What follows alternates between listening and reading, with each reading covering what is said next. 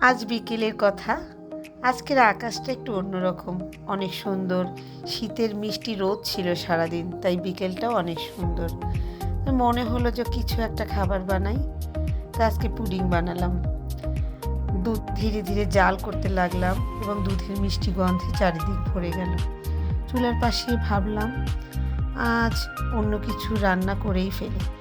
সুন্দর করে একটি ক্যারামেল তৈরি করার জন্য আমি কিছু চিনি দিলাম এবং যে বাটিতে তৈরি করব সেখানে একটু ঘি মেখে নিলাম। ক্যারামেলটা হয়ে গেল।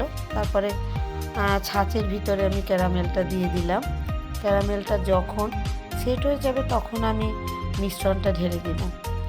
তো মিশ্রণ বানানোর আগে আমি কতগুলো ডিম ফাটিয়ে নিলাম।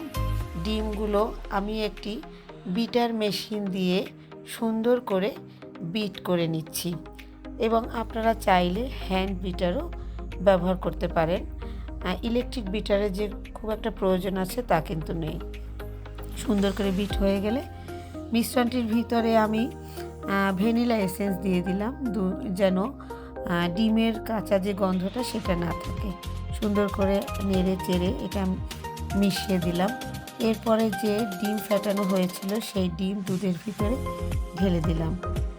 ঢেলে দেওয়ার পরে যে বাটিতে ক্যারামেল তৈরি করেছিলাম সেখানে আমি মিশ্রণটি ঢেলে দিলাম।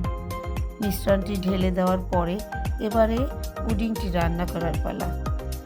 পুডিংয়ের বাটিটি দিয়ে অপেক্ষা করতে লাগলাম কতক্ষণে আমার পুডিংটি তৈরি হয়ে যায় এবং আমি পুডিংটি বসিয়ে দিলাম। যখন পুডিং হয়ে গেল তখন মনের ভিতরে একটি আনন্দ চারিদিকে ছড়িয়ে পড়ল এবং আমি বাটিতে যখন ঢেলে বাটিটি উল্টালাম এবং যখন দেখলাম সব ঠিকঠাক হয়েছে, মনের কোণে একটা আনন্দ ভেসে উঠেছে যে আমার পরিশ্রম সার্থক হয়েছে।